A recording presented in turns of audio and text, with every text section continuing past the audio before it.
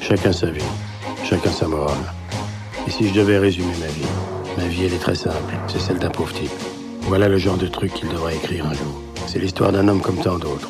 Son histoire est banale. Ça commence en France, en plein cœur du merdier, au pays du fromage et des collabos. Cet homme naît près de Paris en 1939. En 41, sa mère l'abandonne. Il ne la reverra jamais.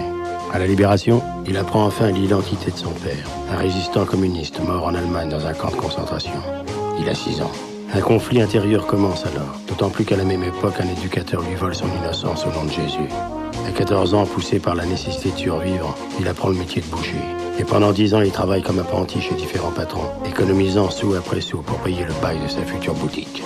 À 30 ans, il y parvient et s'installe à Aubervilliers. Les débuts sont difficiles, mais au bout de 2 ans, son affaire chevaline prend de l'envol. Enfin, il peut vivre.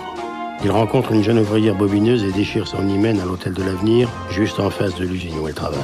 Mais les événements se précipitent. 9 mois plus tard, il se retrouve père d'une fillette, Cynthia, dont la mère ne veut rien savoir.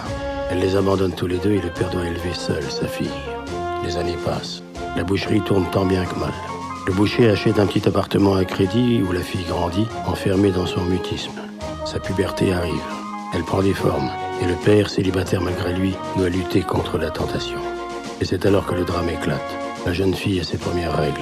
Prise d'une douleur inconnue, elle part retrouver son père dans sa boucherie.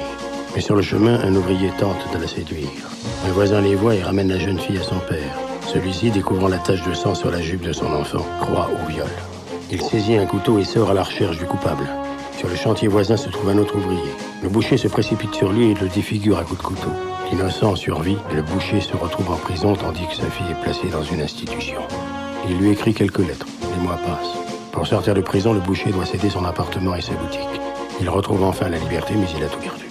Pour survivre, il se fait engager comme serveur dans un café. Il devient l'amant de la patronne.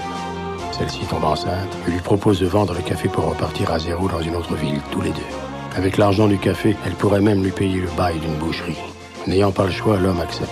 Pour la première fois, il se rend à l'institution à garder sa fille et lui fait ses adieux. Celle-ci le regarde partir sans un mot. Le lendemain, à l'aube, il quitte la ville en voiture avec la patronne, espérant échapper au sombre tunnel de son existence. Ils parviennent à Lille et s'installent chez la mère de la femme, en attendant de trouver un appartement et une boutique à elle. Comparée aux rues de Paris où il a toujours vécu, celles du nord de la France lui paraissent tristes et désertes.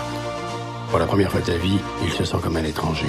Les images de son père mort en déportation loin de son pays refont surface. Mais le boucher, comme tout homme, est avant tout un être de pure survie. Il décide de mettre au placard son passé et d'oublier la trahison faite à sa fille, ainsi que son amour pour elle. Enfin, l'amour, c'est un bien grand mot. Peu de gens peuvent se vanter de l'avoir connu.